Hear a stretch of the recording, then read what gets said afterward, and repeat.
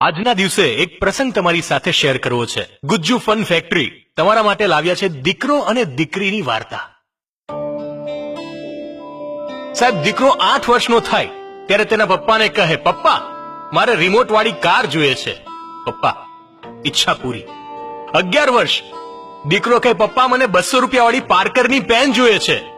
પપ્પા કહે, ઈચ્છા પૂરી। 17 વર્ષનો થાય સાહેબ, પપ્પા મને સ્પોર્ટ્સ બાઇક જોઈએ છે। ઈચ્છા પૂરી। 21 વર્ષનો થાય, પપ્પા મને તમારી પ્રોપર્ટીમાં મારો ભાગ જોઈએ છે। ઈચ્છા પૂરી।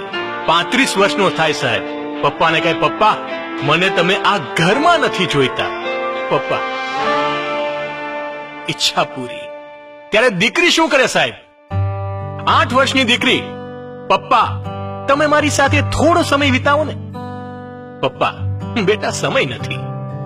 11 વર્ષ, પપ્પા મને તમારી સાથે રમવું છે। પપ્પા, બેટા સમય નથી। 17 વર્ષની થાય ત્યારે કહે, પપ્પા મને તમારી સાથે ફરવું છે। પપ્પા, ધ્યાન નથી દેતા।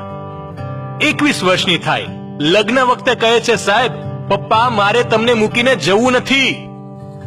પપ્પા, બેટા એ શક્ય નથી। 35 વર્ષની થાય અને કહે, પપ્પા તમે ચિંતા નહીં કરો, તમે મારી સાથે રહેવા આવી જાઓ।